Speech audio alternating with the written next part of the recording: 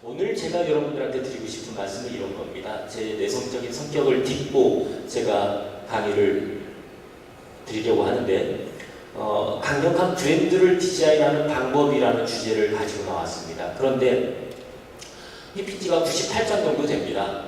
그럼에도 불구하고 못다한 얘기들이 상당히 많고요. 오늘 여러분들께서 가슴에 새기시고 가실 것은 브랜딩을 왜 해야 되는 것인지, 그리고 두 번째, 이것을 하는 순서에 대해서 제가 말씀을 드리려고 합니다. 사람들이 어떤 개념에 대해서 잘 몰라 하는 것이 아닙니다. 다 보면 저보다 훨씬 많이 알고 계시고 그 책도 많이 읽고 계시고 경험적으로도 가지고 계신 분들이 상당히 많습니다. 그런데 그분들이 늘 헷갈려하는 것은 순서입니다. 일의 순서, 진행 순서, 브랜딩의 순서, 이것이 헷갈리기 때문에 늘 실천에서 문제가 생기는 거 아니냐라고 저는 그렇게 봤습니다. 그래서 그 순서 정도만 잘 기억을 하고 가셔도 오늘 제게는 큰 영광이겠다라는 생각입니다. 제 강의에서 늘 먼저 쓰는 것이 바로 이 사진입니다. 스타벅스의 하워드 슐츠 회장인데요. 이 사람이 한 말 중에서 저를 늘 사로잡는 말이 있습니다. 당신이 무엇을 상징하는 것을 다른 고객들이 늘 알 수 있도록 해야만 한다. 이런 겁니다. 여러분들의 정체성은 어떤 것이신지요? 저 조세현의 정체성은 저는 여러분들에게 무엇을 상징하고 있는지요? 그거에 대해서 생각을 해봐야 된다는 것입니다. 여러분들의 기업, 여러분들의 제품, 여러분들의 서비스 역시 마찬가지다라는 겁니다. 상징하는 것이 분명하지 않으면 그 서비스는 오래 갈 수 없다. 이런 것을 하워드 슐츠 회장이 얘기를 하는 것 같습니다. 브랜드라는 것이 뭔지에 대해서 브랜드는 상표 아니냐라고 사람들이 많이 말을 합니다. 브랜드는 상표가 아닙니다. 브랜드를 한마디로 딱 꼬집어서 말하자면 브랜드는 재산입니다. 소유권입니다. 이 브랜드라는 말 자체가 브렌다라는 노르웨이 어원에서 왔습니다. 예전에는 네 손짓, 내 손짓 구별할 수 있는 방법이 없으니까 불로 인두를 쫙 찢어서 소 엉덩이에다가 치 해서 여기에다가 로버트의 알자 새기면, 제가 영문명을 로버트로 씁니다만은 이건 내 소, 그리고 스미스의 S자 새기면 저건 너 소. 그래서 내 소유권인지 네 소유권인지 그것을 분명하게 하기 위해서 브랜드, 이제 이 불로 지지는 것을 브랜드라고 하는데 거기에서 어원이 나왔다는 얘기들이 상당히 많습니다. 그래서 결국 여기서 알 수 있는 것은 브랜드는 한마디로 뭐냐? 소유권이다. 미래의 지적 소유권을 가지는 무형재산, 가장 큰 무형재산이 바로 브랜드다라고 말씀드릴 수 있습니다. 여러분들 제일 좋아하실 것 같아서 가방이 저런 거 비슷한 게 없나요? 어딘가 좀 많으신 것 같은데, 예, 조금 이따가 또 가방 하나씩 더 가져오실 거죠, 차에서. 저런 것들을 가장 우리는 브랜드라고 지금 생각하고 있는 거 아니냐라는 생각이 드는데요. 제 선배 얘기를 먼저 드리도록 하겠습니다. 브랜드가 얼마나 중요한지. 제 선배의 부인이 우울증을 한 3년간 앓으셨답니다. 근데 이 우울증을 고치려니까 좋은데 병원도 가보고 민간요법도 다 해봤는데 고칠 수가 없는 거예요. 근데 이분이 어디서 아주 천금 같은 말씀을 드리셨습니다. 비법. 그래서 이 우울증을 고친 특효약이 있었습니다. 여러분들 한번 맞춰보시겠습니까? 뭐겠습니까? 무슨 약이겠습니까? 우울증 걸리신 분들 없으신가요? 좀 표정이 우울해 보이시는 분들이 좀 있는데, 어딘가 봤는데, 오늘 제 강의는 남편을 데리고 오셨어야 합니다. 남편들이 이 강의를 들으셨어야 되는데, 저 선배 부인을 치료해준 특효약은 바로 에르메스 캘리백이었습니다. 저걸 하나로 선물을 해주니까 어느 병원 가서도 잘 안 되던 것이, 저 부인이 캘리백을 밤마다 쓰다듬으면서 어머내 애기 하면서 자더라는 겁니다. 우울증 싹 나왔다는 겁니다. 여러분 주위에 우울증 걸리신 분이 있으면 캘리백, 샤넬의 백 하나씩 이렇게 선물로 해주면 우울증은 씻은 듯이 다 낫습니다. 특효약입니다. 삼성의 브랜드 가치가 지난달에 이제 발표됐었죠. 지난달이죠. 90조 원이라는 그런 얘기가 언론 보도가 있어서 우리를 깜짝 놀라게 했습니다. 그런데 세계 2위입니다. 삼성의 브랜드 가치, 이따가 또 삼성 얘기가 나오겠지만 상당히 많이 올랐습니다. 브랜드 가치가. 1위가 어딘지 여러분들 예측이 되시겠죠? 1위 어디겠습니까? 네? 자신있게 얘기 잘해주셨습니다. 애플입니다. 1위 애플은 150조의 무형적인 가치, 브랜드 가치를 가지고 있습니다. 삼성이 90조의 브랜드 가치를 가지고 있습니다. 이것은 유형적인 우리 장부상 재산이 아니죠. 브랜드라는 것이 그러면은 더 구체적으로 뭘 뜻하는 것이냐? 소비자 측면에서 보자면 소비자는 자신을 상징하는 도구입니다. 자신을 상징하는 품질 표시입니다. 그 다음에 제품 생산자와의 약속이고 보증, 이것이 중요합니다. 믿을 수 있어야 된다는 것이죠. 그래서 결국 소비자에게 있어서 브랜드라는 것은 대단히 특별한 기호인데 자신을 상징하는 대단히 특별한 기호이다. 이것에 대해서 여러분들이 잘 기억을 해주시면 좋겠습니다. 제품의 출시를 확인하게 하는 것이 바로 브랜드다라는 것입니다. 기업들에게 있어서 브랜드는 무엇? 기업들에게 있어서 브랜드는 자신의 기업의 미래를 성장시킬 수 있는 재무적 이익입니다. 그리고 다른 경쟁자들하고의 이제 브랜드와 마케팅이 다른 것은 뒤에도 나옵니다만 경쟁을 하지 않는다는 것입니다. 브랜드는 마케팅은 경쟁을 늘 염두에 두고 시장 상황에서 경쟁자와의 우위를 돋보이게 하는 전략이 마케팅 전략이고, 브랜딩 전략은 경쟁하지 않는 자신다움의 특별한 기호를 만드는데 그것이 소비자 가치에 맞아떨어지느냐라는 것을 말하는 것이 바로 브랜드 전략입니다. 그래서 기업들에게는 자신의 재무적 이익과 경쟁력의 원천의 특별한 의미, 또 자기 제품의 고유 특징을 보호하는 수단이 바로 브랜드입니다. 이렇게 정의하는 브랜드에 대한 정의는 명료해집니다. 그럼 왜 브랜드냐? 나 브랜드 경영 안 해도 지금까지 잘 살 수 있었는데, 그러셨을 겁니다. 잘 살 수 있으셨을 겁니다. 믿습니다. 그런데 이제는 브랜드 경영을 안 하면 잘 살 수 없는 시대입니다. 그 예를 단적으로 말씀드리겠습니다. 이 아저씨 아마 잘 아실 겁니다. 노동의 종말 등을 쓸 제러미 럼킨이라고 제가 아주 제일 좋아하는 미래학자입니다. 이분이 얼마 전에 이런 말씀하셨습니다. 아주 의미심장하고 여러분들에게 주는 통찰이 좀 커야 된다고 생각하는데, 역사상 가장 거대한 경제혁명은 새로운 커뮤니케이션 기술과 새로운 에너지 체제가 결합되면서 나타날 것이다. 산업혁명을 1차, 2차, 3차로 나눠봐야 된다. 산업혁명은 이 3차 산업혁명을 말하는 거겠죠.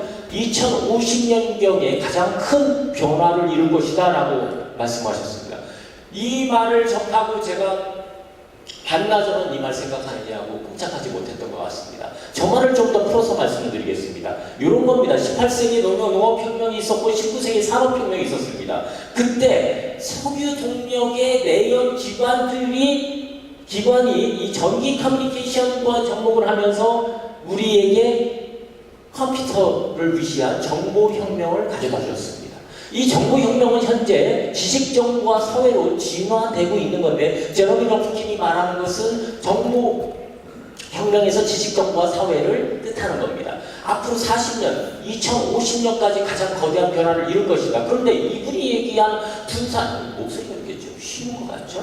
분산형 커뮤니케이션이라는 것은 요즘 우리 이제 도입되고 있는 사물 인터넷을 말하는 겁니다.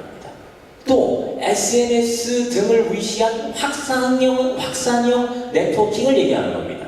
이것이 새로운 에너지 체계, 이게 뭘 얘기하는 거겠습니까? 지금 석유 동력은 앞에서 얘기를 했으니까 이것은 아닐 거고요. 지금 새로운 에너지 체계, 독일의 얘기, 우리 독일 전문가는 최선철 부위원장님이 독일 전문가인데요. 독일은 지금 현재 앞으로 40년 동안 100만 가구에 대해서 재생에너지를 쓰는 사물 인터넷과 재생에너지로 동력이 하나도 안 드는 집을 짓겠다라고 지금 선언을 했습니다. 여러분, 이게 주는 의미가 상당히 큰 겁니다. 지금 여러분 집에 관리비 나오죠? 전기료, 가스료 많이 나오죠? 이것이 사물 인터넷과 재생에너지를 쓰면 집에 동력이 안 들 뿐 아니라 산업 현장에서도 전혀 생산비가 대폭 절감되는, 원가발 빼고 우리 생산 에너지비는 거의 절감되는 새로운 경제체제로 바뀔 것이다 라고 얘기를 하는 겁니다. 이렇게 되면 어떤 문제가 생기냐면 많은 일자리가 없어집니다. 많은 일자리가 없어지면서 다른 사람들, 지금 서비스에 집중하라는 말을 저도 늘 얘기를 하고 다니는데, 이런 드레스 가든도 서비스 산업입니다만 서비스를 제외하고 제조업에서의 일자리는 대폭 삭감될 것이다. 그래서 새로운 경제 체제에서 여러분들을 돋보이게 할 수 있는 것이 바로 브랜드다라는 건데, 이 분산형 커뮤니케이션 시대의 특징은 과거의 산업 생산 시대에서의 양적 생산에서 지금 질적 성장 시대로 바뀌고 있는 중이다. 그리고 소비자의 선택은 질적 성장이니까 당연하죠. 소비자의 선택은 선택이 고도가 되겠죠.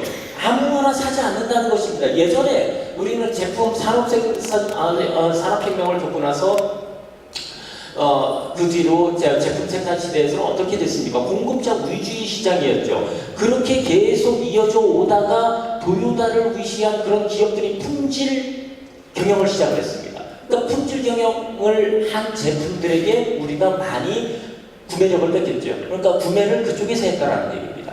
그런데 그것도 이미 지나면서 차별화와 독창화가 되지 않으면 더 이상 소비자는 구매하지 않는다는 것을 뜻하는 것입니다. 그리고 아까 페이스북 같은 거 말씀드렸는데 여러분도 지금 과거보다 친구들이 많이 늘어나셨지 않습니까? 그러나 그 친구들하고 깊이를 가지고 사귀시지 않는단 말입니다. 깊이 없는 팽창형 네트워크 시대에 살고 있다. 거기에서 자신을 돋보이게 할 수 있는 세스 고딘의 말을 들자면 자신은 거기서 젖소가 아닌 얼룩 젖소가 아닌 보랏빛소가 돼야 된다는 것을 뜻하는 것입니다. 이것이 Y 브랜드에 대한 대답입니다. 한 가지 이유입니다. 오늘 한 3시간 정도 한다면 좀 더 여러 가지 이유를 가지고 말씀드렸지만 가장 분명한 이유는 바로 시대가 대단히 많이 바뀌고 있고 아까 말씀드렸듯이 이제 제롬 러프킨 얘기를 빌리자면 35년 남았죠. 2050년까지니까 이 35년 동안 대단히 여러분들도 상상하지 못한 혁명의 시대가 올 것이다 라는 것입니다. 이 혁명들은 지금 제조업의 지형을 다 바꿔놓을 것이다. 그러면서 많은 사람들이 노동의 일자리를 잃을 것이다. 거기에서 돋보이려면 차별화와 독창성으로 브랜딩을 하지 않으면 자신의 목숨, 가족의 목숨은 더 이상 유지되기가 어려울 것이다. 이게 Y 브랜드에 대한 답입니다. 그럼 여러분들은 브랜드는 뭐냐? 뭘 브랜딩해야 되냐? 천천히 말씀드리겠습니다. 혹시 브랜드 협회라고 하니까 장사가 잘 되게끔 해주는 그런 협회 아니냐? 라고 생각하고 오신 분들도 있을 겁니다. 그러나 결론부터 말씀드리자면 브랜드는 장사의 수단은 아닙니다. 브랜딩은 조금 더 다른 의미에서 접근을 해야 됩니다. 그래야 제대로 될 수가 있습니다. 또 뒤에 참 말이 좀 이상하죠. 뒤에 브랜드 전략에 대해서 제가 말씀을 드릴 건데 브랜드는 또 전략이 아니다라고 저는 또 미리 얘기를 합니다. Think different. 다름에 대해서 생각합니다. 다르게 생각하라는 말이 아니고 다름에 대해서 생각합니다. 뭐가 다름이냐? 여러분들이 브랜드에서 가장 집중하셔야 될 말은 바로 저 말입니다. 자, 브랜드는 이따가 브랜드 전략을 가지고 말씀드릴 건데 브랜드는 전략이 아니다? 더 중요한 것이 있기 때문에 브랜드는 전략이 아니다라고 저는 지금 단언을 해서 말씀드리는 겁니다. 뭐냐? 바로 철학이다. 브랜드는 철학이 뒷받침이 되어 있지 않으면 브랜딩은 결코 성공할 수 없다. 브랜드 안 해도 되지 않느냐? 안 해도 하고 안 하고는 여러분의 선택입니다. 시대가 변하고 있다는 것은 분명히 말씀을 드렸고 이 시대의 흐름을 따라가지 못하면 도태된다는 것도 말씀드렸는데도 하고 안 하는 것은 늘 그래서 뭘 하는 자와 하지 않는 자의 미래는 다른 겁니다. 결코 같지 않습니다. 그래서 이 철학에 대해서 하나 정의한 말이 이 말이 참 좋더라고요. 인간이 영혼을 잘 가꾸는 것은 지혜를 사랑하는 것이며 지혜를 사랑하는 것이 그 철학하는 것이다. 이 말이 브랜드에도 그대로 적용이 됩니다. 여러분들 아시는 럭셔리 브랜드의 철학을 한번 살펴볼까요? 에르메스. 우리는 유행에 휩쓸리는 사치품이 아니다. 아니기에 원가 절감이나 대량 생산에는 관심이 없다. 오직 최고의 제품을 완벽한 디테일로 만들어내는 것에만 관심이 있다. 그러니 사람들이 몰리죠. 아까 말씀드린 캐리백 하나 봤는데 캐리백 가지고 계시는 거예요. 저도 안 사봤는데요. 1년 6개월 기다려야 된다고 합니다. 맞나요? 예, 예약하고 1년 6개월 기다려요. 왜? 저런 철학의 제품이 만들어집니다. 티파니 여성들 또 좋아하시는 제품이겠죠. 정교한 커팅으로 발현되는 광채가 가장 중요한 최상의 가치와 변치 않는 영원한 아름다움. 이게 티파니의 브랜드 필로소피입니다. 벤츠는 더 아주 단순합니다. 뒤에 나오는 원 메시지하고 정말 닮아있는 데가 벤츠인데요. 최고가 아니면 만들지 않는다 라는 겁니다. 그래서 베스트 오브 나싱 더 이게 벤츠의 철학입니다. 칼 벤츠가 100년 전에 벤츠를 만들면서 한 말이 바로 1등냐 꼴찌냐 이 말입니다. 저런 말에서 저는 많이 충격을 받았어요. 저렇게 어떻게 원 메시지로 사람들에게 충격을 줄 수 있는지 저는 아직 그런 재주가 없어서 언제쯤 저런 재주가 생길까요? 아버지께 기도하면 저런 재주를 만들어 주실까요? 여러분, 럭셔리 브랜드만 필로소피 철학이 있는 게 아닙니다. 이분은 광장시장에서 스님의 빈대떡이라고 빈대떡집 사장입니다. 근데 저분의 필로소피 한번 보시겠습니까? 장사에 대한 철학은 언니에게 배운 그대로인데 어떻게? 정직하게 속이지 않고 좋지 않은 재료를 쓰지 않는다는 겁니다. 이 다음 말은 정말 브랜드 철학에 대한 모든 것을 보여줍니다. 빈대떡이 아무리 싸도 들어가는 재료만큼은 최상품으로 써야 한다. 아까 럭셔리 필로소피하고 빈대떡 아줌마 필로소피하고 뭐가 다릅니까? 각자의 위치에 자신의 브랜드에서 제품에서 같이 하는 고객 타겟은 다를지라도 그 타겟에서 바뀌지 말아야 되는 것은 바로 가치다라는 겁니다. 이 광장시장의 조그만 빈대떡집이에요, 여러분. 대한민국 100대 한식집으로 선정이 됐어요. 대한민국 100대 한식집이면 무슨 뭐 엄청난 한정식집만 뜻할 것 같은데 저 빈대떡집을 우리가 단체로 한번 가볼까요? 어떻게 생겼는지 저도 한번 꼭 가보고 싶습니다. 자료 준비하면서 봤는데 야, 갔다 오고 나서 맛도 보고 나서 좀 강의했으면 더 좋을 뻔했다라는 것을 고백합니다. 삼성의 이건희 회장이 87년도에 삼성 회장이 됐다고 합니다. 근데 이 양반이 지금 삼성의 이건희 회장 어록을 우리 삼성전자 유승규 마케팅 전략 그룹장님도 우리 멤버신데요. 이분 이건희 회장 어록들이 참 많죠. 여러분들이 삼성에 대한 책을 한두 권씩 다 사서 보셨을 겁니다. 87년에 삼성 회장이 되고 나서 전 세계를 이렇게 돌아다녀 보니까 참 어처구니 없다라는 것입니다. 다 이것들이 만드는 것이 아까 말씀드린 대량 생산 체계의 공장형 이런 그 기름박에 익숙해져 가지고 만드는 거에만 집중한 겁니다. 품질에는 하나도 집중하지 않은 겁니다. 그러니까 이 삼성 회장이 프랑크푸르트에서 열받았습니다. 프랑크푸르트에서 전 세계 사장들 다 와! 해가지고 850명 모두 프랑크푸르트에 모이게 했습니다. 그리고 나서 우리가 아는 그 유명한 말을 했습니다. 네 마누라 네 자식 빼고 다 바꿔 이 인간들아. 정신이 썩었다는 거죠. 전혀 앞을 보지 못하고 브랜드라는 것을 생각하지 못하니까 생산에만 집중하고 있었던 겁니다. 그러니 생산해서 뭘 한 겁니까? 이렇게 된 겁니다. 93년에 이건희 회장이 신경영을 선언한 거 이후로도 여러분 신경영을 선언하고 여러분들도 마찬가지입니다. 기업에 여러분들이 주의하는 기업에 돌아가셔서 신경영을 선언하셔도 조직의 많은 저항에 부딪힙니다. 신경영을 93년도에 선언하고 99년도까지 안 고쳐져서 어느 기업도 하지 못한 충격요법을 나왔었습니다. 휴대폰 재고 물량을 다 뒤집어내 구미공장에서 다 불태워버려. 니네들 다 불타는 거. 전 공장 직원들을 다 모아놓은 거. 얼마나 충격이었겠습니까? 그 이후로 제대로 된 삼성의 브랜드 경영이 시작됐다라고 보는 시각들이 많습니다. 그럼 브랜드, 자, 이제까지 알겠어. 역사도 알겠고, 왜 브랜드를 해야 되는지 알겠어. 어디부터? 여기부터입니다. 컨셉부터 제대로 만들어라. 컨셉에 대해서 말로는 개념이 있네 없네 컨셉을 잘 아네 모르네 하는데 제대로 컨셉을 아시는 분들이 그렇게 시장에서 많지 않은 것처럼 보입니다. 물론 제가 우매해서 잘 찾아보지 않아서 그랬을 수도 있습니다. 이 사람 닉 우스터라는 사람인데 1m 62 정도 됩니다. 그런데 이 사람이 세계적인 패션 모델입니다. 이 아저씨가 이렇게 런웨이 하면 아줌마들이 다 죽습니다. 제 런웨이는 어떻습니까? 마음에 안 드십니까? 하지 않도록 하겠습니다. 이분이 자신의 컨셉을 분명하게 규정하고 있는 분입니다. 컨셉의 컨은 여러 개. 이 여러 개라는 것은 인간이 감각적으로 경험한 그 경험들 여러 개라는 겁니다. 이걸 하나로 잡다라는 거죠. 하나로 잡아내는 겁니다. 이 경험을 하나로 잡아내는 거. 이게 컨셉이 제대로 된다는 겁니다. 우리가 어떤 것을 구매할 때 그런 것 같네, 그 가치가 있는 것 같아 이런 것이 컨셉으로 제대로 잡힌 겁니다. 이 말에 대해서 제가 박사 때 배웠던 아주 승실대 유명한 분이 계십니다. 컨셉의 대가인데 김근배 교수님이라는 분인데 이분이 끌리는 컨셉의 법칙에서 이렇게 얘기를 했습니다. 컨셉이라는 건 여럿을 붙잡아서 하나로 꿰 컨셉이야.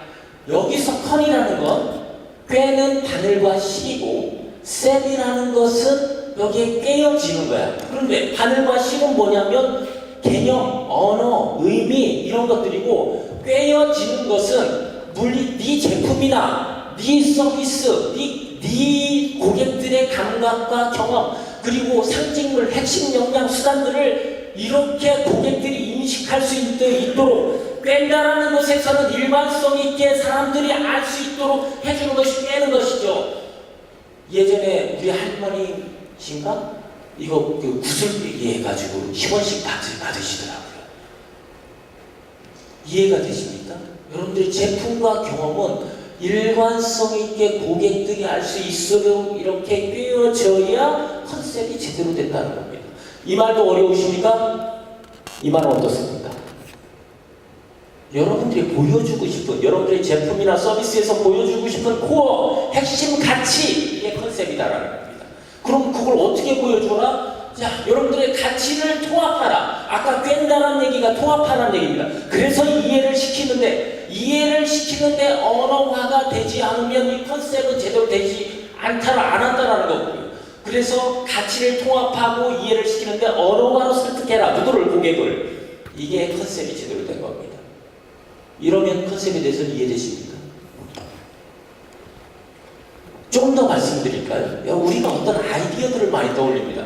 저는 아이디어를 떠올릴 때 저녁에 와인 주님을 먹고 집에 갔을 때 죄송합니다. 교회 열심히 다니시는데 제가 주 6일은 주님을 모시고 주 7일은 주님을 모시는 모임입니다.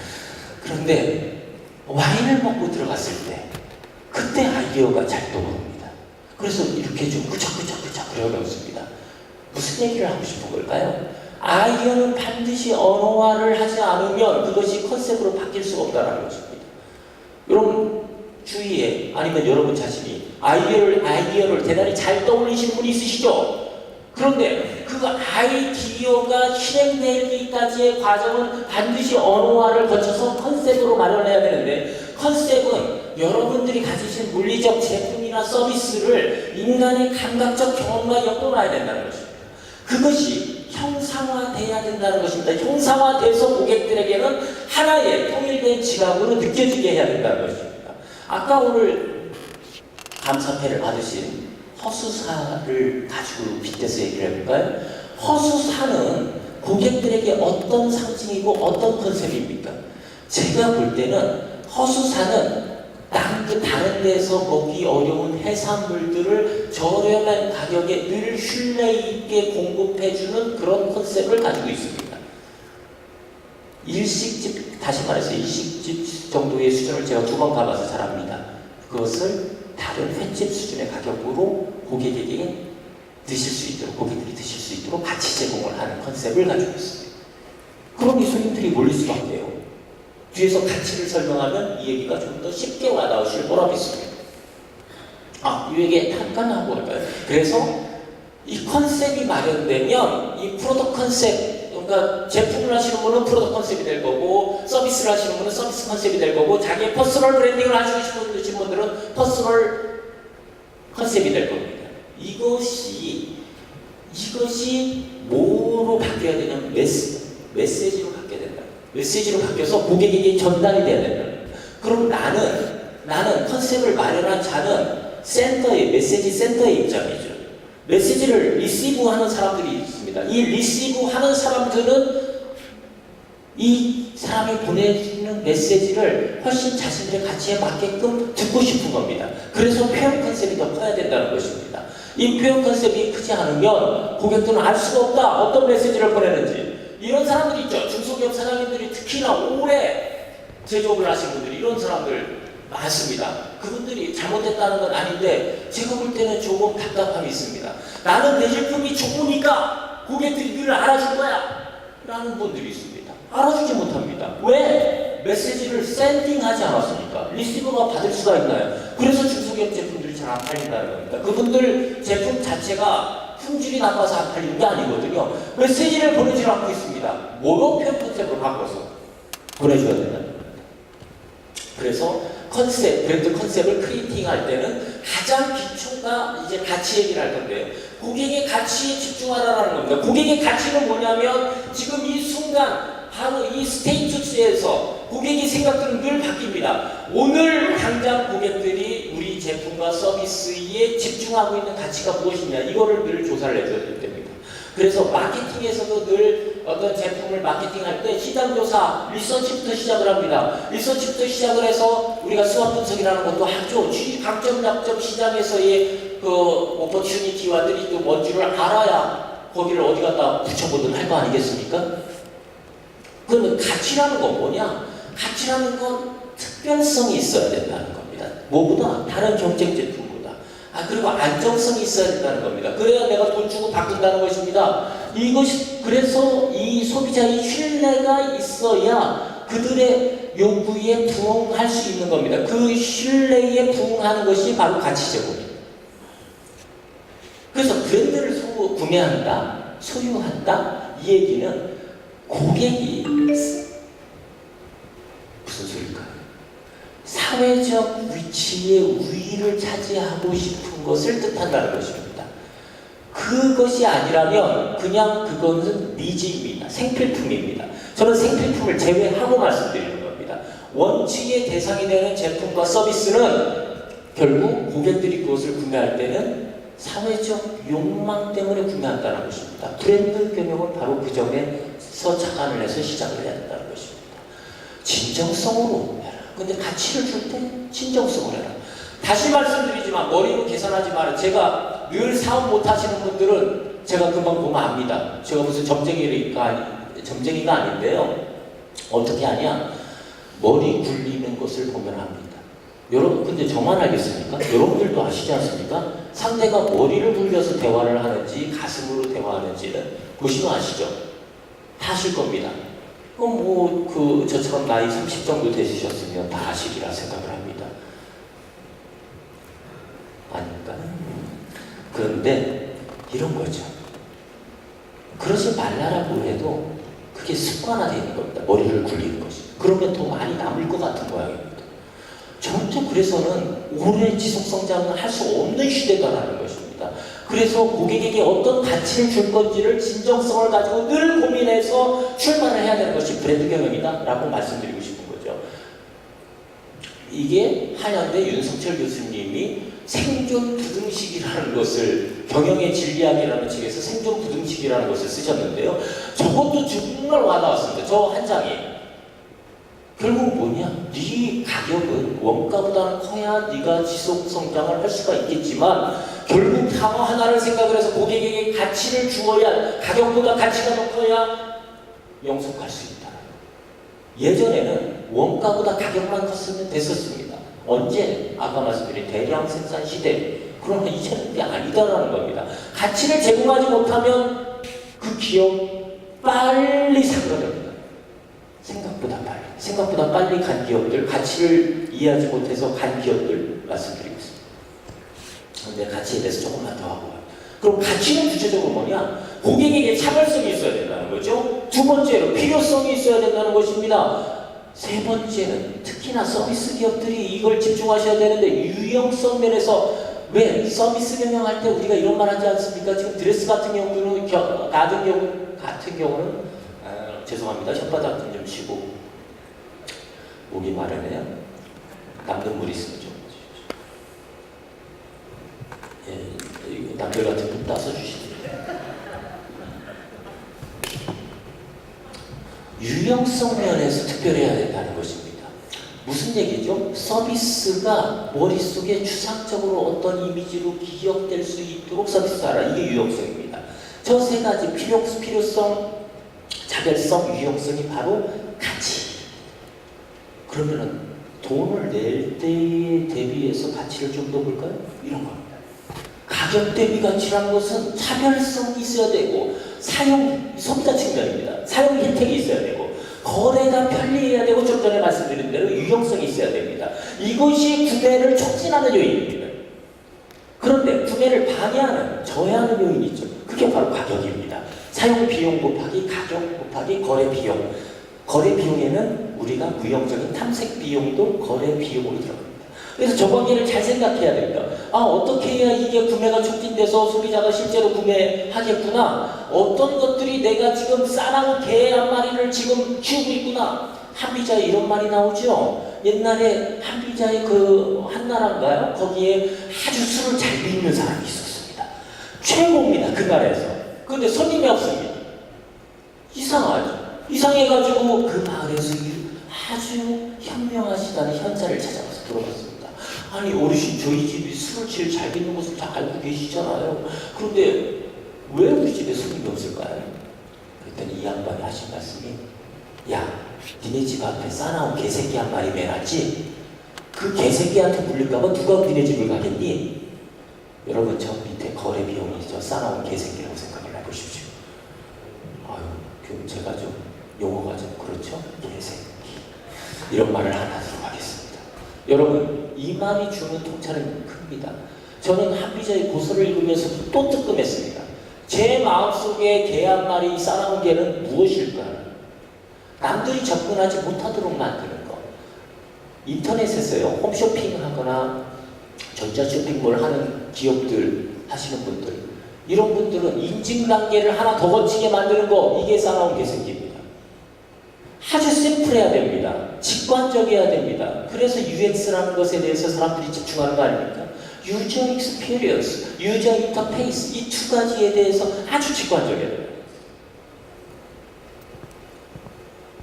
좀 아까 말씀드린 이런 가치를 이해하지 못해서 망할 뻔한 기업이라고 했습니다. 저는 망했으면 처음으로 좋았겠다라는 생각을 했습니다. 저는 남양유업하고 아무런 사적 원한이 없습니다. 그런데 가치를 이해하지 못해서 망했어야 좋은 경영 사례가 되거든요. 제가 쓸 수 있는. 그런데 망할 뻔했는데 결국 이 뭐 했다는 것입니까? 강매시키고 대리점주들에게 강매를 못 받아주는 대리점주 50대 후반의 분한테 30대 초반의 그 영업과장이라는 놈이 야이 XXX 하면서 욕하면서 차라리 나가 뒤지려고 하면서 그 녹음 파일 다 들어보시지 않았습니까? 얼마나 우리를 분개하게 만들었습니까? 이게 가치를 저는 이해를 하지 못하는 기업이다라는. 그러니까 저것 때문에 우리 사회의 소위 갑질에 대한 논의가 점화가 된 거예요. 요즘 뭐 갑질이 좀 많이 줄어드는 것 같은데 아직도 하는 기업들이 많습니다. 현재 오늘 보니까 주가가 고점 대비 60%의 수준입니다. 얼마나 많이 빠진 겁니까? 거의 재산이 반이 날아간 거죠. 여러분, 혹시 카카오톡의 가치를 이해하지 못해서 망할 뻔한 기업이었다는 것을 동의하십니까? 잘 모르시는 사람인 것 같은데요. 카카오톡이 원래 김범수 회장이 네이버 지분 팔고 나와서 한 사업이 바로 아이위랩이라는 뭐 이런 데 생소한데요. 그래가지고 현재 쓰는 카카오톡의 서비스가 아니고요. 처음에는 4명인가 시작을 하다가 뭐 스탠퍼드대 박사 이런 애들 한 3, 40명 모아서 걔들이 머릿속에서 있는 것만 가지고 연구를 시킨 겁니다. 그런데 서비스에 들어오는 사람이 없어요. 왜요? 소비자의 가치가 틀리니까.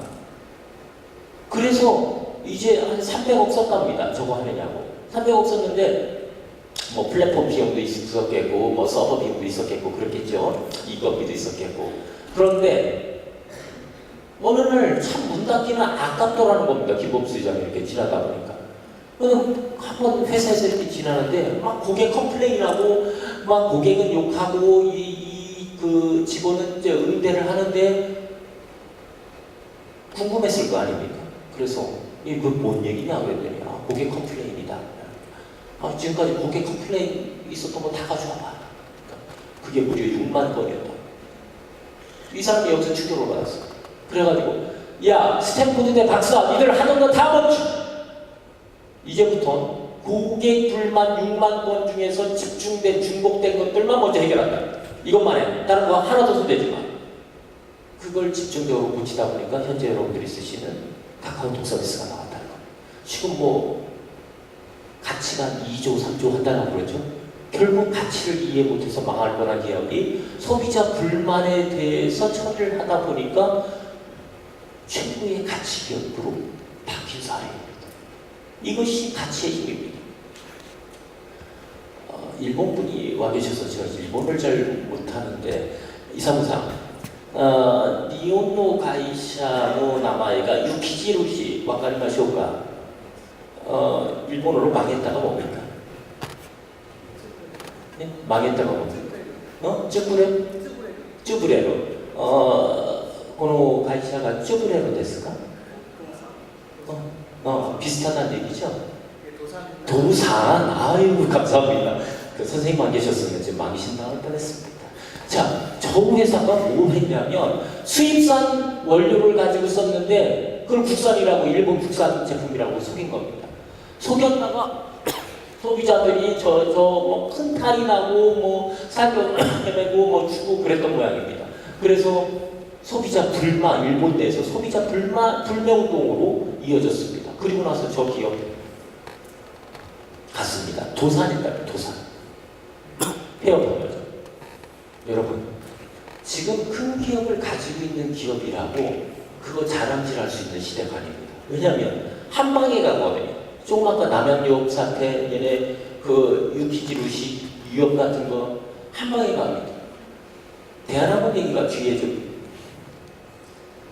있나요? 대한항공 얘기가 뒤에 있을 것 같은데, 대한항공 같은데 얼마나 큰 타격을 받았습니까? 그 좋은 네이밍을 대한항공이. 이제 여러분 정말 전략에 대해서 말씀을 드리겠습니다. 시간이 얼마 남았습니까? 10분이요? 혹시 10분 플러스 8분만 더 주시면 안 되겠습니까? 예, 그렇게 하겠습니다. 빨리 하겠습니다. 자, 그러면 살아남기 위한 브랜딩 핵심 전략 10가지만 하고 뒤에 있는 걸 좀 심플하게 가도록 하겠습니다. 그런데 브랜드의 큐브를 모두 이해하라. 여러분들 그 큐브 달아보셨습니까? 이 큐브의 조합수가 저는 읽을 수가 없습니다. 여러분들 한번 읽어보시겠습니까? 0006 아니 4325200327448985600 저거 누가 읽으실 수 있나요? 저분 오늘 20만원 드리도록 하겠습니다. 그거 읽으실 수 있는 거. 한 브랜드의 성공을 이해할 때는 저 조합을 다 이해하는 것처럼 조합을 해봐야 브랜드의 성공이 올 수 있다는 겁니다. 그러니까 애플의 성공 사례를 내 사례다 하라고 해가지고 바로 즉각 적용해서는 결코 성공을 가져올 수 없다는 것이죠. 대단히 어려운 것이 브랜드 전략입니다. 첫 번째 제어는 이런 겁니다. 대단히 수많은 것이 있다고 말씀을 드렸습니다. 제가 조세현이 생각하는 10가지 전략입니다. 데스트럭션은 기존의 것을 다 파괴하라는 겁니다. 뭐? 여러분들의 생각, 마인드부터 싹 다 파괴하고 다시 하라는 거죠. 새롭게 태어나라는 거예요. 마케팅 전략과 브랜딩 전략의 다른 점에 대해서 말씀하시는 분들이 많습니다. 마케팅 전략의 기본은 늘 경쟁자를 염두에 두고 짜는 전략이 마케팅 전략입니다. 브랜딩 전략은 경쟁 좌우가 아니고 내 자기 다음으로 소비자 가치를 충족시켜서 경쟁을 최소화하는 그러한 전략이 브랜딩 전략입니다. 그래서 대체될 수 없는 상품과 서비스를 만드는 것, 이거는 수많은 통찰의 과정들이 있어야 가능한 거겠죠. 이게 바로 이런 겁니다. 산업이 발전했다고 해서 이게 나온 것이 아니고 새로운 발상으로 기존의 생각을 파괴하고 나온 것이 바로 3D 프린터입니다. 인간의 미래를 혁명시킬 가장 큰 제품이 바로 3D 프린터다라는 평가가 있습니다. 저거 가지고 유진식 회장님께서 얼마 전에 올려주셨는데 가구도 만들었다고 그랬죠. 가구, 뼈대, 프린터로 가구의 뼈대를 만듭니다. 프린터로, 3D 프린터로 차체를 만듭니다. 3D 프린터로 권총, 소총을 다 만듭니다. 이제 생산의 개념이 완전히 바뀐 겁니다. 아까 말씀드렸는데 브랜딩을 하실 분들은 자신의 제품과 서비스를 원 메시지화, 심플하게 하셔야 된다는 겁니다. 혹시 이 중에도 그런 분 계시면 대단히 죄송한데 자신의 명함에 어느 고등학교 사무국장서부터 한 30개 직함을 써가지고 다니시는 분들이 있습니다. 그거는 소비자들에게, 아니 자신을 둘러싼 인적 관계자들에게 대단히 큰 혼란을 줍니다. 명함 그렇게 해가지고 다니는 거 아닙니다. 어디서 그렇게 명함을 하라고 배운 겁니까 도대체? 예전에 그런 분들 참 많이 봤는데 그런 것들을 써가지고 다니는 게 아니고 자신을 드러낼 수 있는 상징, 원 메시지 하나 라는 겁니다. 나이키가 바로 그런 사례죠. Just do it. 바로 쉽네. 나이키의 제품과 맞닿아 떨어지지 않습니까? 저 원 메시지는 자신이 하고자 하는 제품의 정체성과 잘 맞아떨어져야 된다는 것입니다. 그래야 원 메시지가 잘 된다는 것입니다. 우리 오늘 왕열 교수님, 신소연 작가님, 또 케이킴 선생님 오셨나요? 선생님 오셨군요. 네, 이런 디자이너, 작가님들은 더 잘 이해하시는 거겠지만 디자인과 컨텐츠 기준을 설정을 하는데 그것도 역시 브랜드의 핵심을 표현할 수 있어야 된다는 겁니다. 디자인만 보고도 브랜드를 떠올릴 수 있도록 디자인 구축을 해야 된다는 것입니다. 바로 이런 거죠. 코카콜라의 병은 지금 지난 수십 년간 계속 바뀌어왔는데 코카콜라의 디자인은, 로고 디자인은 바뀌지 않았습니다. 루이비통 얘기가 빠져서 서운하셨던 분들 있으셨죠? 루이비통의 모노라인 이것만 보고도 저게 무슨 제품인지 여러분들 3살짜리는 좀 넘어했나? 한 6살짜리는 다 아실까요? 6살짜리도 저게 무슨 제품인지 다 압니다. 이유 얘기를 드리고 싶습니다. 자, 원 메시지, 기존의 것을 파괴하고 원 메시지로 하는데 여러분 제가 말씀드렸던 대로 컨셉부터 마련하는 것이 순서입니다. 제품의 컨셉을 가지고 표현의 컨셉으로 바꿔주고 그걸 가지고 트렌디하게 세상에 유행시키는 것이 바로 PNT 모델입니다.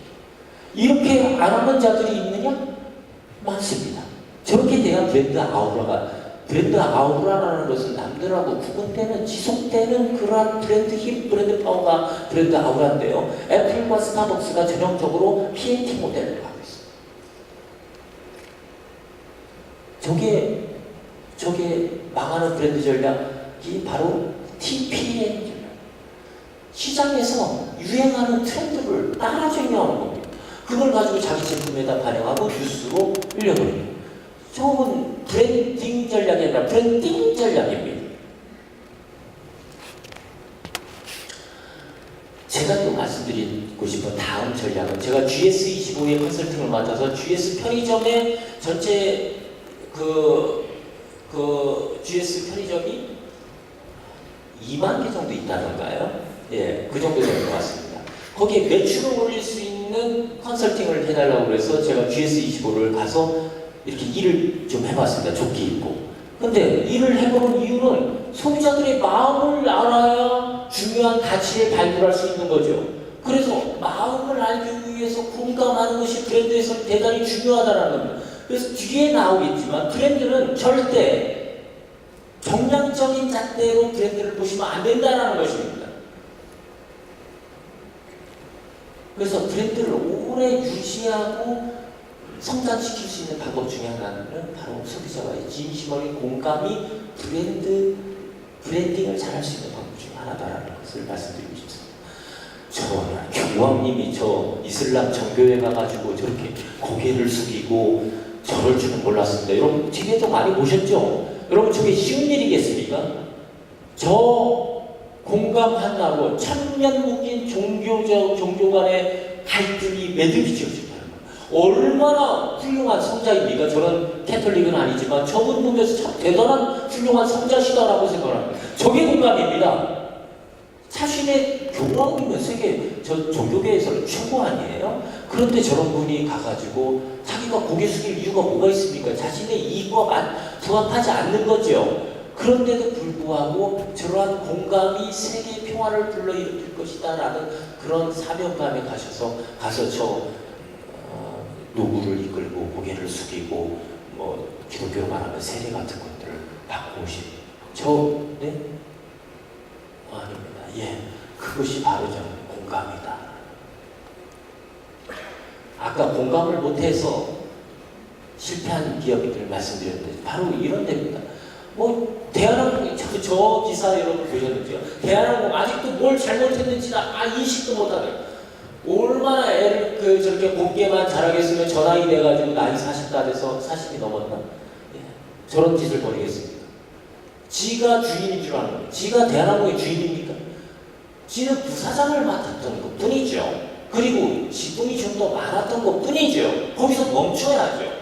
공감하는 능력이 전혀 없고 맨날 그런 착각된 사회에서 집안 환경에서 자라다 보니까 어디다 대고 무슨 노비 부리듯이 직원들을 한 방에 간다는 겁니다. 아까 제가 큰 기업도 여러분 잘 보십시오. 공감하고 소비자 가치를 이해하는 기업들이 있지, 그런 기업들이 오래 갑니다.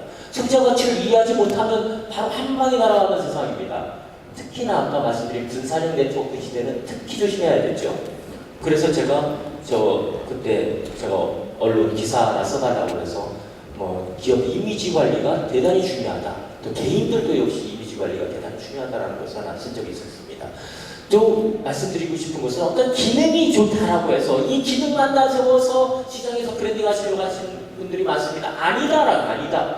그 소비자들이 원하는 건 제품의 기능이 아니고, 예전에 로봇 청소기 같은 것들이 시장 나와서 초기에 실패했던 이유가 바로 이런 겁니다.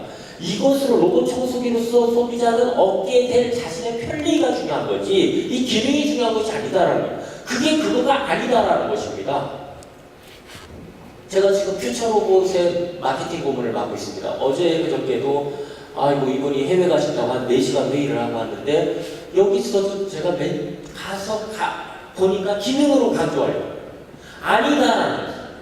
아니다라고 말씀을 드리고 나서 공감할 수 있는 스토리, 그 다음에 가치들을 설명하는데 한 석 달 걸렸는데요. 이제 다 이해하셨고 이렇게 만들어내고 있습니다. 자, 소비자의 니즈, 원칙은 뭐냐? 로봇에 바라는 것이 안전, 케어, 공감, 엠파시인데요. 심파시로 부르는데요. 그런데 바로 이런 것들을 소비자들의 호혜로 느끼고 있을 것이다.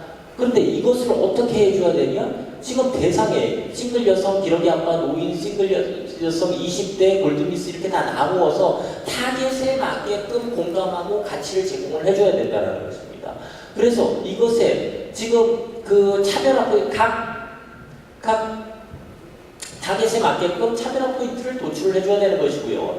그리고 나서 이 시나리오, 스토리 시나리오가 나와서 저것이 시각화, 표현 컨셉으로 고객들한테 표현되어야 된다는 것입니다. 아까 말씀드린 것들이 다 저렇게 전문적으로 들어가면 저런 과정을 거쳐서 우리 앞에 모습을 보이는 것입니다.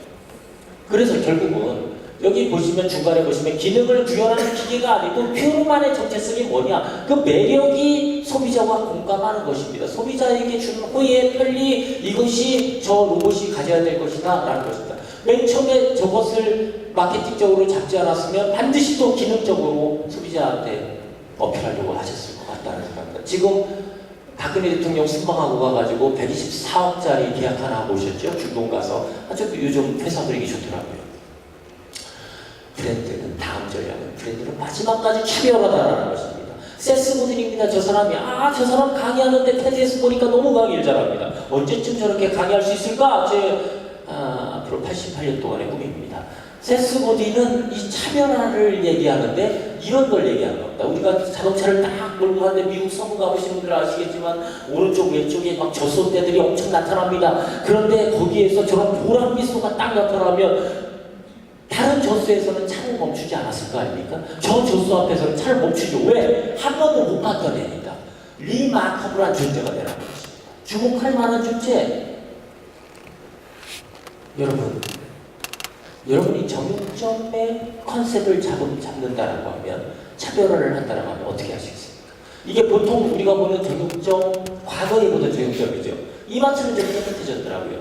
제가 이마트의 시장을 자주 보러 가는 편인데, 저는 고기를 사러 가는 게 아니라 시식을 하러 갑니다.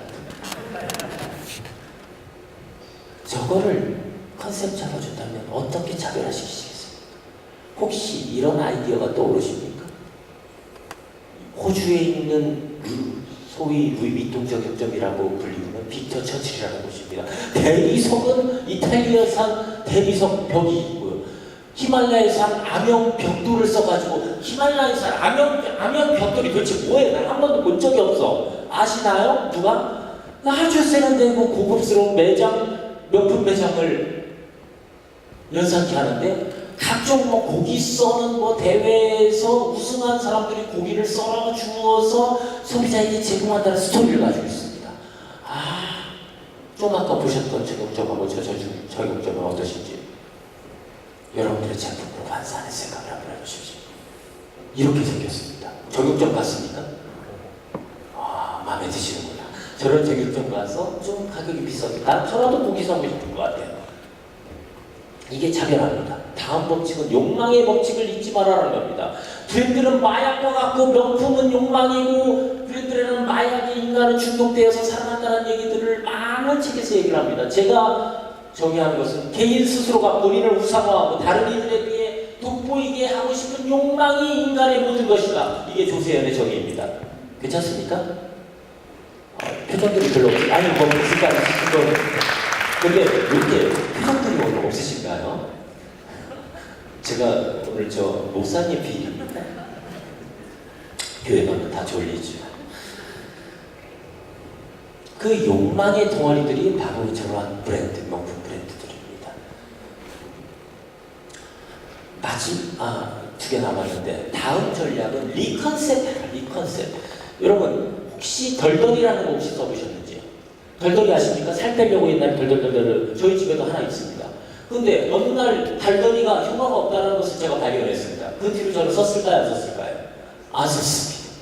그런데 어떤 분이 요즘 혹시 이런 말씀 들어보셨나요? 노인들이 주로 하시는 말씀인데 여기 장단지를 이렇게 뭐 이렇게 나무 같은 거를 치면 누워서 치면 뭐 한다고 그러죠? 예, 혈액순환이 잘 된다고 그러죠?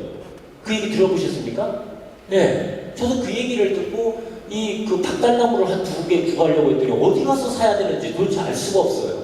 근데 너무 피곤한 날이었어요. 그래서 침실에 와서 딱 누워있는데 아이디어가 박달나무가 없었지? 근데 덜덜이가 요만큼 올라가야 되거든요. 그래서 이 바닥에 두고 발을 덜덜이에다 놓으면 혈액순환이 되지 않을까 싶어서 덜덜이의 기본 시간이 10분입니다. 10분 동안 덜덜 다리를 떨었더니 여러분 덜덜이 있으시면 한번 그렇게 해보십시오. 피로감 완전히 개선됩니다. 없으시면 저희 집에서 10분 동안 체험할 수 있도록 도와드리겠습니다. 그게 리컨셉이다. 리컨셉이라는 데서 우리가 통찰을 가져야 되는 것은 소비자의 인식이라는 얘기입니다. 인식은 당신의 잘못된 컨셉 전략보다 우월하다라는 거죠. 또 다른 사례 말씀드릴까요? 저는 오늘 여성들이 많이 오실 줄 알고 여성비에 관련된 사례들을 많이 가져왔습니다. 예전에 지금 에그팩 잘 알고 계시죠? 에그팩의 예전에 이름이 에그솝이었습니다. 에그솝 잘 알고 계시죠? 저거 안 팔려서 거의 망할 뻔한 회사입니다. 근데 얘네들이 분석을 해보니까 비누 치고 2만 원이면 너무 비싸다는 겁니다. 왜냐면 끝자가 솝이니까. 그래서 저 사람들이 거기서 통찰을 얻고 스웨덴 본사를 갔습니다. 가서 저 스웨덴 왕실에도 납품되는 건데 우리는 한국은 안 팔리니까 우리 폐공할 때니까 바꿔줘. 막 실갱이 거리다가 결국 성공해서 에그팩으로 하니까 저게 한 6개 들어있습니다. 저렇게 보니까. 근데 소비자 인식이 어떻게 바뀌었을까요? 팩인데 저 6개 가지고 뭐 3-4달 쓸 수 있고 비누처럼 편하게 써. 예전에는 어땠습니까? 에그솝이에요. 팩 같은 비누인데 그 팩 같은 비누가 2만 원이면 비쌌던 거예요. 그런데 비누 같은 팩 6개에 여러분 마지막에 저 제품의 정체성이 뭐냐는 거예요. 팩이 6개에 여러 달, 3-4달 쓰면은 2만 원이 비쌉니까? 안 비쌉니까? 안 비싼 거죠. 그게 비누였으면 비쌉니까? 안 비쌉니까? 비싼 거죠. 소비자 인식을 그 잘못된 컨셉이 소비자 인식은 사로잡지 못한다는 것입니다. 그래서 망할 뻔한 제품이라도 다 꺼진 물도 다시 한번 살펴보자 컨셉을 다시 한번 짜라고 제가 말씀드리고 싶은 겁니다. 이거를 제가 학교에서 강의를 했더니 아주 훌륭한 제자가 어떻게 했냐면 잠깐 얘기해도 되냐? 이 친구는 중국에서 오토바이 타시는 분들이 무릎과 엉덩이를 보호할 수 있는 여기가 이렇게 오류된 거지. 고무 같은 거로 이렇게 늘어나는 그런 재질로 아주 디제이틱한 오토바이 타시는 분들도 라이더 바지라는 것을 수입을 해와서 자기 실도 있고 몇 개씩 다른 사람들한테 인터넷에 올려서 팔고 있더라고요. 2배 가격. 그런데 제가 저 리컨셉에 대해서 강의를 해주니까 이 친구가 어떻게 그것을 받아들였냐면 소비자 가치, 특히나 이러한 유의의 상품은 융화를 준, 특히나 유치원, 초등학생 아이를 준 부모들에게 가치가 있겠다. 컨셉을 이 오토바이 바지를 아이들 거로 줄여서 시장에 출시를 하면 시장에서 반응이 있겠다. 리컨셉을 이렇게 응용을 해서 이제 시장 출시를 곧 해볼 것 같습니다. 어떻습니까, 저 친구는? 박수 치시고 싶은 겁니까? 네, 우리 학생에게 박수 한번 주세요. 여러분들 생활에서 이렇게 이 컨셉으로 성공할 수 있습니다. 바꿀 수 있습니다. 마지막 얘기, 이 얘기입니다. 제가 안마의자를 하나 사러 갔더니 예전에 저는 광고들을 늘 주의 깊게 보기 때문에 예전에 이정규 씨가 광고 모델이었습니다. 그때도 저는 그런 생각을 했습니다. 누가 어떤 효자가 그 부모님들 위해서 저런 안마의자 몇백만 원짜리 사주겠느냐? 자기 마누라 그러면 사줍니다. 안 사주죠. 저 잘못된 광고 컨셉이라고 제가 생각을 했었습니다. 그랬더니 얼마 전서부터 여러분들 잘 아시는 추성훈과 추사랑이 나와서 나 자신과 온 가족을 위한 피부 해결사라고 하니까 이거 광고 나가고 어떻게 됐습니까? 여러분 동마다 바디 트렌드가 저희 동네 역삼동에 2개나 있습니다. 지역 공간에 광고 모델 하나 바꿨을 뿐인데 제품이 바뀐 것이 아닙니다. 이것도 여러분들한테 주는 통찰이 커야 된다고 생각을 하는 것입니다. 마지막 전략은 브랜드의 영원한 스토리를 간직하라는 겁니다. 브랜드는 스토리텔링 경영은 최고의 경영 기법인데 바로 아까 일본 CEO 켄지에서 자이스 회장이라는 사람이 모든 비즈니스는 드라마다. 드라마처럼 비즈니스를 구성해야 모든 비즈니스가 잘 풀린다 이런 말을 했습니다. 그리고 고객의 행동을 결정하는 프로파일러 그리고 고객을 우리 목적에 수놓게 하는 최고의 권력의 신기술이 스토리텔링이다. 이런 정의도 있습니다. 그리고 고객들은 브랜드의 스토리 속에서 늘 상상합니다.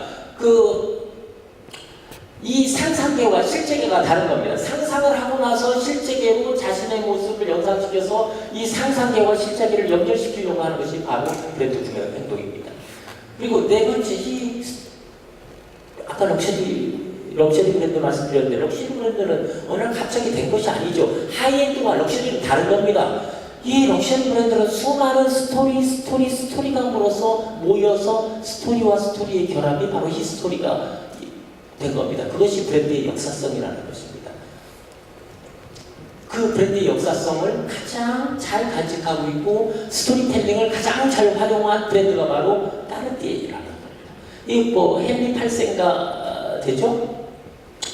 에드워드 8세하고 그 심슨 부인 유명하지 않습니까? 자기 왕위를 버리고 심슨 부인 한번 갔다 온 분인데 저분하고 이제 왕위를 포기하면서 자기가 저 사람과 결혼할 때 에드워드 8세가 한 말이 아주 인상적이다. 나로 하여금 왕위를 버릴 수밖에 없는 이유 다들 알고 계셔야 믿습니다. 내가 사랑하는 여인의 도움과 뒷받침 없이 왕으로서 내가 원하는 대로 나의 임무를 수행해 나간다는 것이 불가능한 일이라고 깨달았다는 것을 여러분들께서 믿어주시기 바랍니다 하면서 저 말하고 결혼을 했는데 까르띠에다가 영원이라고 새겼어요. 영어로 뭡니까? 에터니티라고 새기고 나서 저 까르띠에 반지를 끼고 결혼을 했는데 그 뒤로 결혼할 때는 혹시 신랑한테 까르띠에 반지 선물 받으셨습니까? 아니군요. 예, 저도 그런 거 해준 적 없습니다. 제가 사례를 대단히 잘못 듣고 나왔다는 생각이 듭니다. 저렇게 새기고 나서 까르띠에의 스토리가 많은 분들에게 회자되면서 저 스토리가 바이럴되면서 저 까르띠에는 러프로서 더욱더 성장할 수 있는 기반을 잡았다는 것입니다.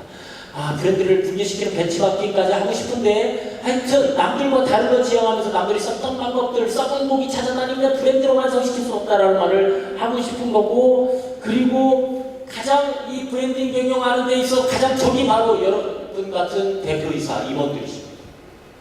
회사 내에서 이 사람들한테 반기를 들 사람은 아무도 없습니다. 밑에 브랜더, 마케터들이 정말 똑똑한 사람들이 왔는데 대표이사는 어디서 들은 지만의 생각이 있습니다. 이 밑에의 생각을 존중해 주질 않습니다. 그래서 대표이사와 임원들이 브랜딩 경영을 하는 데 있어서 가장 훌륭한 리더가 되어야 됨에도 불구하고 때로는 참 어려운 존재가 되기도 한다는 것입니다. 브랜드 성감대에 대해서는 다시 감히하겠습니다. 가격 할인을 이렇게 하면 브랜드의 처음에는 심각한 충격부터 80% 할인하면 브랜드가 부패해서 사망한다는 것입니다. 이거에 대해서 궁금해하시는 분들이 있으시리라 봅니다. 이 가격 할인이 어떠한 충격을 가져오는지 이거 자료 제공하겠습니다. 그래서 브랜드에 대해서 채널링을 가치를 이해하고 채널링을 해야 된다는 것입니다. 온라인, 미디어, 오프라인의 고객 가치는 다 다릅니다. 이거에 맞게끔 채널링을 해야지 이거와 반해서 채널링을 하다가 또 역효과가 난다는 것입니다. 예, 찍으셨죠? 한 번 더 확인해야 됐어요. 자, SNS 브랜딩 채널링 요즘 아주 최적의 선택이고 지속적인 소통이 가능하죠. 그래서 스토리텔링이 중요하다고 조세현이라는 사람은 스토리 마케팅이라는 책도 쓴 것 같습니다. 오늘 30권 가져오라고 했는데 팔릴지 모르겠네요. 오늘 팔리는 것들은 제가 협회에다 기부하면 어떨까 싶습니다. 괜찮겠죠? 네. 스토리텔링이란 이런 겁니다. 상대방에게 알리고자 하는 것은 재미있게 생생한 얘기로 설득력 있게 전달하는데 원래 스토리를 마련하는 것이 아니고 정보를 화자를 통해서 주인공 같은 인물을 등장을 시켜서 그것을 전달하는 것이 스토리텔링입니다. 이야기로 처음부터 구성하는 게 아니다라는 거죠. 인포메이션을 이야기로 컨버전해주는 과정이 필요하다라는 것입니다. 그래서 아까 말씀드린 메시지의 발신자와 수신자가 스토리텔링에서 가장 중요하다는 것을 말씀드리는 거고, 탑스 맞습니까? 저 신발 이름이? 예, 탑스죠. 아르헨티나가, 미국이니까 아르헨티나가 가지고 애들이 막 지르탄 같은 데에서 걸어 다니니까 얘들이 병도 많이 걸리니까 그것이 안타까워서 만들었던 신발 브랜드가 바로 탑스입니다. 근데 이것도 역시 탄생의 배경 스토리와 고객의 감동 스토리를 잘 어우러지게 해야 됩니다. 어떻게? 아까 얘기했듯이 동감, 감정이입 가게 해야 된다는 겁니다. 이게 탑스 신발이라면 누가 탑스를 물어보면 그 스토리를, 탄생 배경 스토리를 말할 수 있도록 그렇게 스토리를 잘 구성해서 몰고 가야 된다는 것입니다. 그게 스토리텔링에서 대단히 중요합니다. 이거 영상 하나만 딱 보실까요? 네. 나옵니까?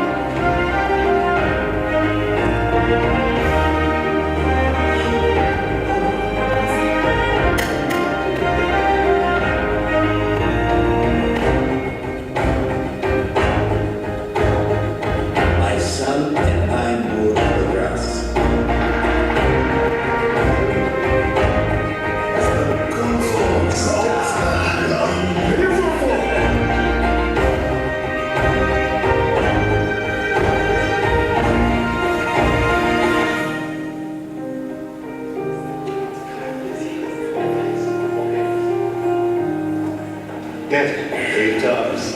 I read your book. You read my book?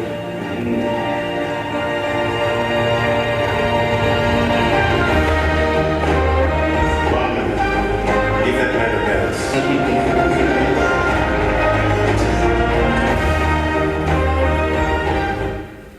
저 어떻습니까? 제 스토리 여러분. 벨스위스키라고 들어보셨습니까? 한 번도 못 들어보신 분들이 많으실 겁니다. 아버지가 문맹자입니다. 아들이 유명한 라이터입니다. 그런데 아들이 책을 낸 걸 가지고 꼭 읽고 싶었던 겁니다. 저렇게 남몰래 부인 몰래 이렇게 글자벽으로 다녀가지고 결국 아들의 책을 다 읽고 나서 아들의 출판 기념일 날 가서 아들아 내가 네 책을 다 읽었다 그러는데 아버지가 문맹자인 걸 아는데 아버지 진짜 내 책을 다 읽었으니까 감동을 받고 얼싸안으면서 사나이끼리 아버지와 아들이 완샷 때리는 위스키, 벨스 위스키 어떻습니까? 마음에 드십니까? 저게 소비자의 인식 속에 한 방에 들어오게 하는 가장 좋은 방법이 스토리텔링이니까 스토리로 말하라라는 것입니다. 만약에 소비자의 인식 속에 다른 좋은 방법이 더 빨리 들어오게 할 수 있는 방법이 있다면 그것이 스토리텔링이 아니어도 무방합니다. 그러나 그런 방법이 있느냐는 것입니다. 스토리텔링 가장 좋은 방법이라는 것을 기억하시기 바랍니다. 제가 아까 GS25 얘기했는데 GS25 아니 편의점에 들어갔을 때 여러분은 어떠신가요? 다 이성적으로 살 것을 정해놓으시죠? 저는 그것이 문제다라고 봤습니다.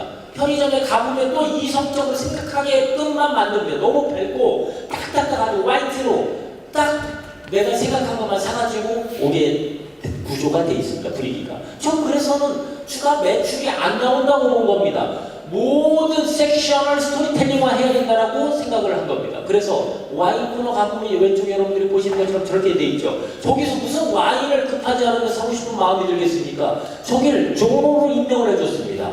저 점장 사진 넣어가지고 신뢰성을 도와주기 위해서 저 지윤이인가요? 지윤이의 팬들이 막 이렇게 하라고 했어요. 그랬더니 저 와인 매출이 2배 늘었다는 겁니다. 2달 만에. 그거를 오늘 입증해 주시려고 그 GS25에 있다가 호텔 신라에 과장으로 가신 분이 오늘 오신다고 그랬는데 지방에서 비행기 스케줄이 안 맞아서 못 왔다는 겁니다. 다음 달에 오실 겁니다. 제가 컨설팅 했다는 것을 간증해 주실 겁니다. 조선호텔하고 베이커리 하다가 조선호텔하고 계약이 깨졌습니다. 만료됐습니다. 저기 존 이름이 있어야 되잖아요. 존 이름을 역시 저 지윤이를 등장시켜서 프레시 베이커리라고 하고 병행진열을 했습니다. 저 병행진열 빵하고 식혜하고 병행진열을 했더니 350% 매출이 상승했다는 것입니다.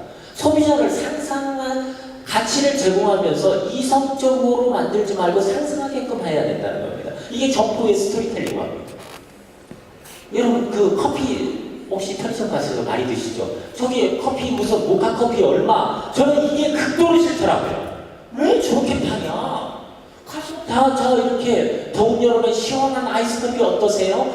말 한마디가 별거 아니라도 저렇게 해놓고 가격 해놓으면 저것도 매출이 300몇% 올랐다라고 얘기 들었어요. 저 점포가 서울에서 1등 했습니다. 저거 하고 나서 석 달 만에 매출이. 별거 아니라고 생각하십니까? 제가 반포에 있는 슈퍼마켓은 거기를 웹툰 슈퍼마켓으로 바꿔보려고 했습니다. 반포 사거리에 있는 거. 제안했는데 안 받아들이시더라고요. 아, 안타깝다. 하긴 뭐 그게 복이지. 뭐 이런 생각을 했어요. 그래서 스토리텔링으로 저 나름대로 자부하는데 혁신을 이뤘다고 생각합니다. 저걸 지속적으로 받아들이고 안 받아들이는 건 GS25, GS 리테일의 경영진의 마인드 문제입니다. 저는 해줄 걸 충분히 해준다고 생각합니다.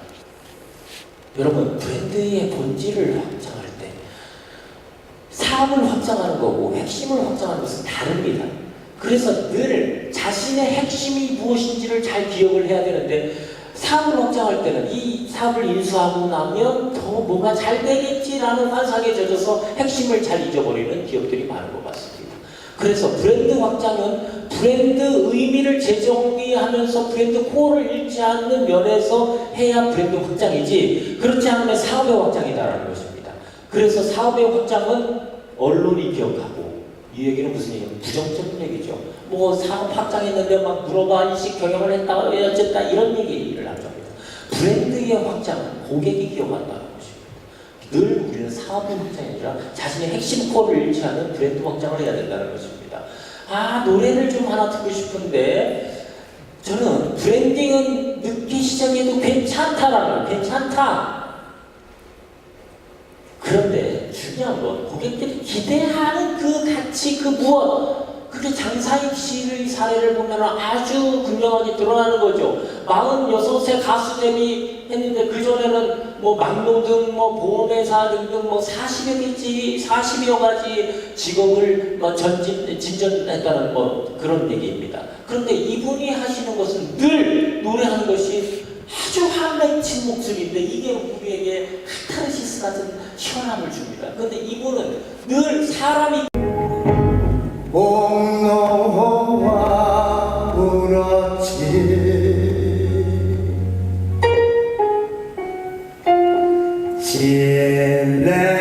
진레꽃 향기는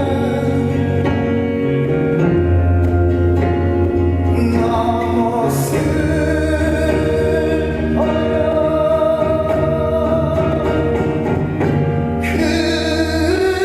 그래서 울었지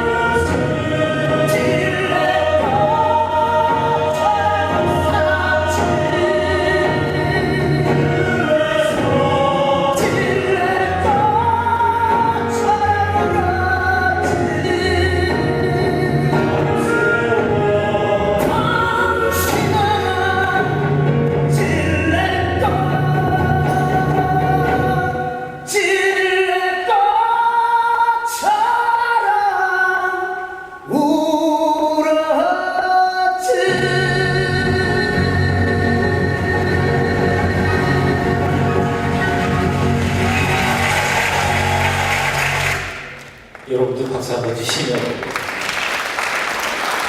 저는 저 장사익 씨를 보면서 제가 존경하고 좋아하는 더 라움의 황성신 총지배님 얼굴과 많이 닮았다는 생각을 합니다. 총지배님 저기 계신데 닮으셨는지 한번 얼굴 한번 봐주시겠습니다. 한번 일어나 주셔야죠. 총지배님 한 번만 손 한 번 더 하시면 예, 닮으셨죠? 예, 제 생각이 맞는 것 같습니다. 예, 불 잠깐만 아직 안 끝났습니다. 한 장 마지막 장. 불 좀 꺼주십시오. 예. 마지막 장 말씀드리겠습니다. 오늘 결론 말씀드리겠습니다. 제가 이 강의 준비하면서 마지막을 뭘로 가야 될까라고 참 강의자를 한 3주 정도 준비를 했습니다. 그러면서 제가 하고 싶었던 말이 바로 이 말씀입니다. 자기다움으로 승부하는 브랜드가 차별화의 원천이다. 또 유일한 생명 유지 장치임을 인식하자. 이를 실천하는 자의 밥그릇과 브랜딩을 장사 기법으로 보는 자의 밥그릇은 영원히 다를 것이다. 라고 글짓기를 한번 해봤습니다. 오늘 예정보다 긴 시간을 강의해서 대단히 죄송스럽게 생각을 합니다. 혹시 여러분들 가슴 속에 붉은 느낌표 하나가 새겨졌다라고 하면 강의한 저로서는 더 없는 영광이겠습니다. 늘 내성적인 자가 이렇게 나서서 죄송스럽고요. 앞으로는 좀 더 잘해보도록 하겠습니다. 여러분 대단히 감사합니다. 네, 고맙습니다. 우리 고세훈 선생님의 멋진 강의 잘 들었습니다. 네.